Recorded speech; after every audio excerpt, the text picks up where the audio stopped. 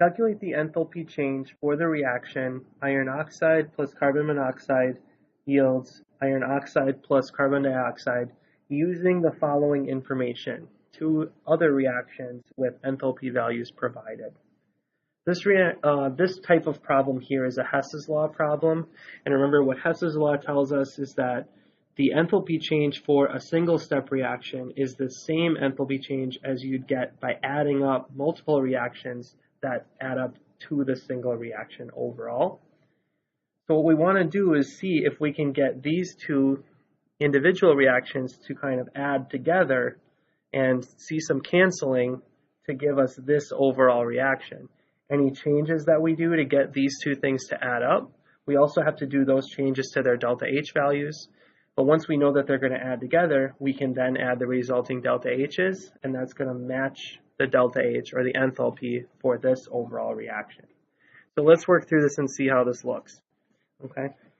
These things take a little bit of creativity because there's no one way that you're always going to start. You kind of want to take a lay of the land and kind of see what matches up to begin with and what things maybe need to be changed that are obvious. So we can see here we have Fe2O3 on the left side in this first reaction. And if we look at our overall reaction, there it is. It's also on the left.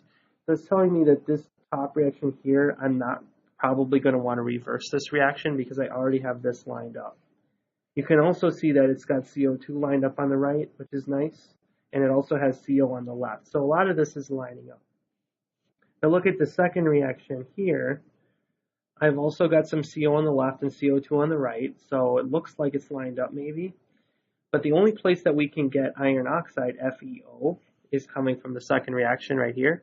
And in the second reaction, it's on the left. It needs to be on the right for this thing to work. So that's telling me right away that I'm going to need to reverse the second reaction so that I can get my FeO on the right side.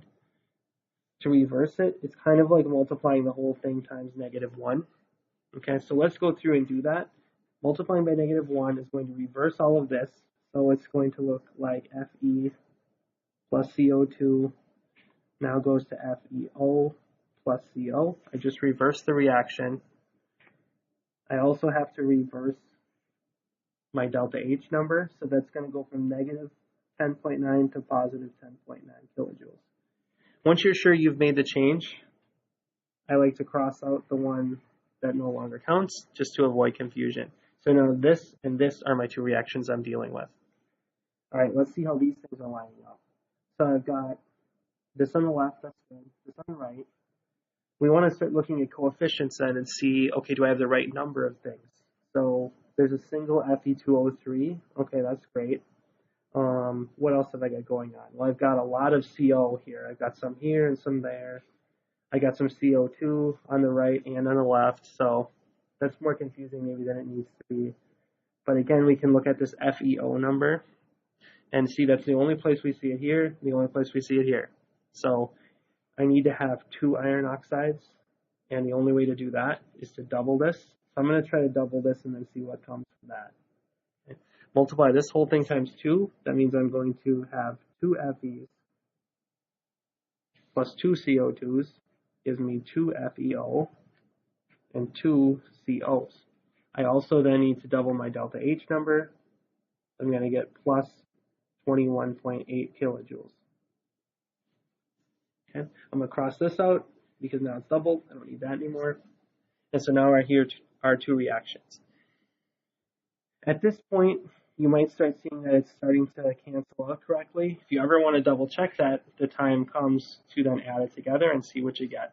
So let's add this together and see what we get and see if these two reactions really do add up to the overall reaction above. I'm going to write it all down here as we add. So Fe2O3 plus 3CO are the reactants here.